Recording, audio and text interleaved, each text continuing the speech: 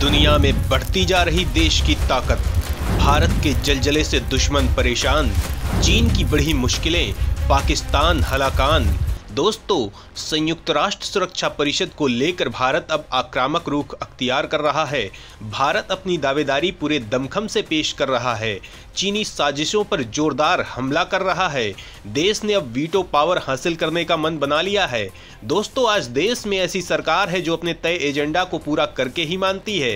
प्रधानमंत्री मोदी देश को दुनिया के सबसे ताकतवर मुल्कों की लाइन में खड़ा करना चाहते हैं, और ये केवल आंकड़ों के आधार पर नहीं बल्कि जमीनी ताकत के दम पर। भारत के पास अब वो दमखम है कि वो दुनिया का नेतृत्व करे, और इसीलिए वो सुरक्षा परिषद में शामिल होना चाहता है। तेज तर्रार और विलक्षण राजनयिक क्षमताओं वाले विदेश मंत्री एस जयशंकर ने दुनिया भर में दमदारी के साथ भारत का पक्ष इस विषय पर रखा है। वहीं प्रधानमंत्री नरेंद्र मोदी की विदेश नीति का वो जलजला है कि दुनिया भर से भारत के इस अभियान को जबरदस्त समर्थन मिल रहा है। दोस्तों, बड़ा सवाल ये भी है कि आखिर सुरक्षा परिषद में स्थायी सदस्यता के लिए भारत इतना संघर्ष क्यों कर रहा है? स्थायी सदस्यता से देश को क्या क्या फायदा हो सकता है? चीन और पाकिस्तान लगातार इसका विरोध क्यों कर रहे हैं? तो दोस्तों, सुरक्षा परिषद संयुक्त राष्ट्र की प्रमुख निर्णय लेने वाली संस्था है। प्रतिबंध लगाने या अंतर्राष्ट्रीय न्यायालय के फैसले को लागू करने के लिए सुरक्षा परिषद के समर्थन की आवश्यकता होती है। स्थायी सीट भारत को वैश्विक भू राजनीति में अधिक मजबूती से अपनी बात कहने में सक्षम बनाएगी। सुरक्षा परिषद स्थायी सदस्यता भारत को वीटो पावर दिलाएगी। सुरक्षा परिषद की स्थायी सदस्यता बाह्य सुरक्षा खतरों और भारत के खिलाफ राज्य प्रायोजित आतंकवाद के समाधान के लिए तंत्र को मजबूत करने में सहायक सिद्ध होगी। संयुक्त राष्ट्र सुरक्षा परिषद में भारत की अस्थायी सदस्यता निश्चित तौर पर स्थायी सदस्यता की दिशा में अग्रसर होने के लिए एक महत्वपूर्ण प्रयास होगा। स्थायी सदस्यता भारत को वैश्विक राजनीति के स्तर पर अमेरिका, ब्रिटेन, फ्रांस, चीन और रूस के समकक्ष लाकर खड़ा कर देगा। दोस्तों, सवाल ये उठता है कि वीटो पावर क्या है? वीटो के अंतर्गत कौन कौन सी शक्तियां निहित हैं? तो दोस्तों, यूनाइटेड नेशन सिक्योरिटी काउंसिल के जिन 5 देशों के पास वीटो पावर है, उनके पास ये शक्ति होती है कि वो किसी भी प्रस्ताव पर रोक लगा सकते हैं। वीटो पावर वाले देश किसी प्रस्ताव के खिलाफ हैं और वो नहीं चाहते हैं कि वो पारित हो, तो इसके माध्यम से वो अपनी नामंजूरी को सामने रख सकते हैं। वो प्रस्ताव को अस्वीकृत कर सकते हैं। वीटो पावर से यूएन काउंसिल के महासचिव के चयन को भी रोका जा सकता है। संयुक्त राष्ट्र चार्टर में परमानेंट और नॉन परमानेंट मेंबर्स के बीच वीटो पावर सबसे बड़ा और महत्वपूर्ण अंतर है। भारत के लिए लगातार इस तरह की बातें होती हैं कि उसे वीटो पावर मिलनी चाहिए। जिन 5 देशों के पास ये पावर है, उनमें से 4 का मानना है कि भारत को भी ये शक्ति मिलनी चाहिए और वो स्थायी सदस्य बनने का हकदार है। हालांकि चीन यूएन में भारत की स्थायी सदस्यता का विरोध करता है। वीटो पावर के लिए सभी 5 देशों की सहमति जरूरी है। अगर किसी देश को वीटो पावर हासिल करना है तो उसे 5 स्थायी सदस्यों की सहमति के अलावा बाकी 10 अस्थायी देशों में से 4 और की सहमति चाहिए होगी। इसके साथ ही वीटो पावर हासिल करने की इच्छा रखने वाले देश की आर्थिक स्थिति मजबूत होनी चाहिए। वो इतना सक्षम होना चाहिए कि जरूरत पड़ने पर अन्य देशों की मदद भी कर सके। ऐसे में कह सकते हैं कि भारत को वीटो पावर मिले, इसमें सबसे बड़ा रोड़ा चीन ही है। दोस्तों, आपके मन में सवाल उठ रहा होगा कि आखिर भारत की स्थायी सदस्यता में कौन कौन सी बाधाएं हैं? देश को दुनिया में इस मामले में कितना समर्थन प्राप्त है? तो दोस्तों, स्थायी सदस्य देश अपने वीटो पावर को छोड़ने के लिए सहमत नहीं है और ना ही वे इस अधिकार को किसी अन्य देश को देने पर सहमत हैं। भारत की सदस्यता के लिए चार्टर में संशोधन करना पड़ेगा। इसके लिए स्थायी सदस्यों के साथ साथ 2/3 देशों द्वारा पुष्टि करना आवश्यक है। अमेरिका जहां बहुपक्षवाद के खिलाफ है, तो वहीं रूस भी किसी तरह के सुधार के पक्ष में नहीं है। सुरक्षा परिषद में एशिया का एकमात्र प्रतिनिधि होने की मंशा रखने वाला चीन भी संयुक्त राष्ट्र में किसी तरह का सुधार नहीं चाहता। चीन नहीं चाहता कि भारत सुरक्षा परिषद का सदस्य बने।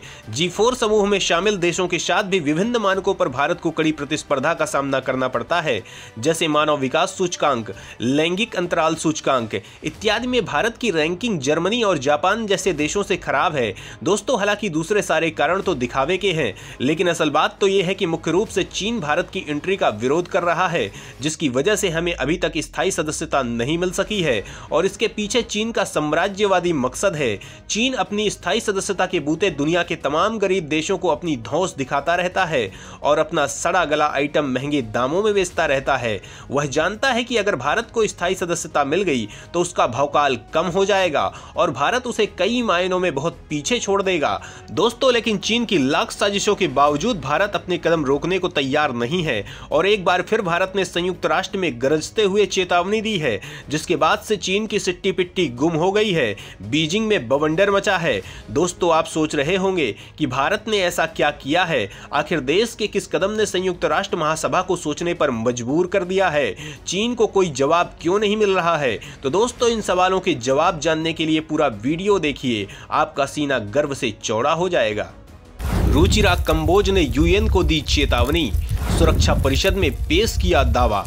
दोस्तों, संयुक्त राष्ट्र में भारत की स्थायी प्रतिनिधि रुचिरा कंबोज ने संयुक्त राष्ट्र सुरक्षा परिषद में तत्काल सुधार की अनिवार्य आवश्यकता पर जोर दिया। सुरक्षा परिषद के सुधारों पर पूर्ण सत्र के 78वें सत्र की अनौपचारिक बैठक के दौरान बोलते हुए कंबोज ने लंबी चर्चाओं पर निराशा व्यक्त की, जिसमें कहा गया कि 2000 में मिलेनियम शिखर सम्मेलन में विश्व नेताओं द्वारा व्यापक सुधारों के लिए प्रतिबद्ध होने के बाद लगभग 1/4 शताब्दी बीत चुकी है।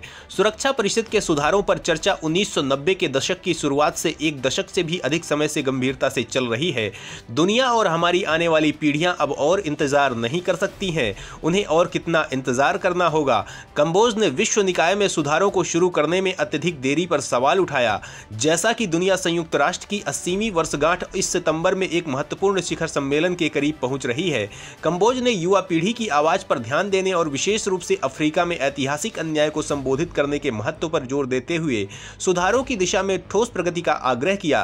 कंबोज ने यथास्थिति बनाए रखने के खिलाफ चेतावनी दी और एक अधिक समावेशी दृष्टिकोण का प्रस्ताव दिया, जिसमें सुझाव दिया गया कि सुरक्षा परिषद के विस्तार को केवल गैर स्थायी सदस्यों तक सीमित रखने से इसकी संरचना में असमानताएं बढ़ने का खतरा होगा। उन्होंने परिषद की समग्र वैधता को बढ़ाने के लिए इसमें प्रतिनिधित्व और न्याय संगत भागीदारी की आवश्यकता पर प्रकाश डाला।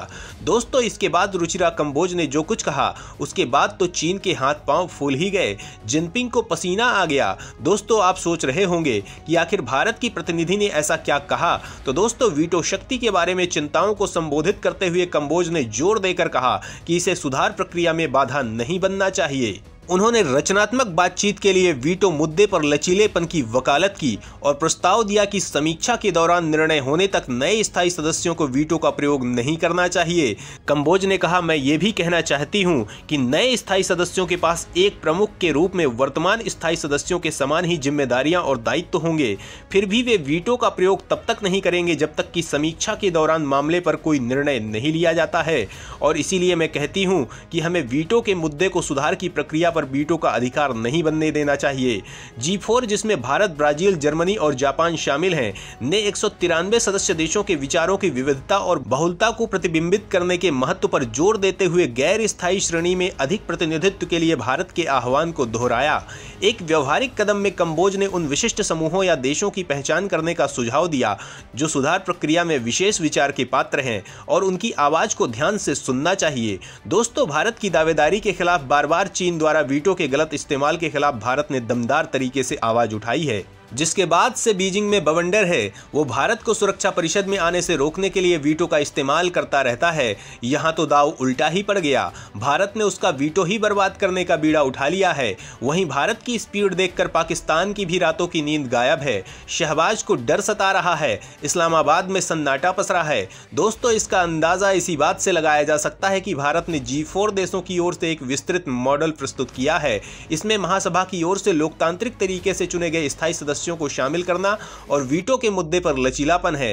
हालांकि भारत के इस प्रस्ताव के खिलाफ हमेशा की तरह पाकिस्तान उतर गया है। पाकिस्तान ने सुरक्षा परिषद के सुधार के लिए इस मॉडल को खारिज कर दिया है। इसके अलावा कहा कि स्थायी सदस्यों का कोई भी विस्तार सिक्योरिटी काउंसिल को पंगु बना देगा। पाकिस्तान ने यह भी कहा कि इस प्रस्ताव से सिक्योरिटी काउंसिल छोटे देशों की मदद नहीं कर पाएगा। भारत की ओर से प्रस्तावित इस मॉडल में कहा गया कि मौजूदा 15 सदस्यों वाले परिषद की संख्या 25-26 तक बढ़ाई जाए। इसमें 6 स्थायी और 4 से 5 अस्थायी सदस्य जोड़े जाएं। इसके अलावा वीटो के मुद्दे पर भी लचीलेपन का प्रस्ताव दिया गया। यूएन में पाकिस्तान के स्थायी प्रतिनिधि राजदूत मुनीर अकरम ने कहा, यूनाइटिंग फॉर कंसेंस सदस्य के रूप में ये स्पष्ट है कि हमारी स्थिति ने लगातार नए सदस्यों को जोड़ने का विरोध किया है। तो दोस्तों, चीन और पाकिस्तान की रूहें कांप रही है, लेकिन भारत अपने अंदाज से गरज रहा है जिसका जवाब किसी के पास नहीं है, और वो दिन दूर नहीं जब भारत सुरक्षा परिषद का स्थायी सदस्य होगा। तो दोस्तों, कैसा लगा हमारा वीडियो? अपना सुझाव जरूर दें।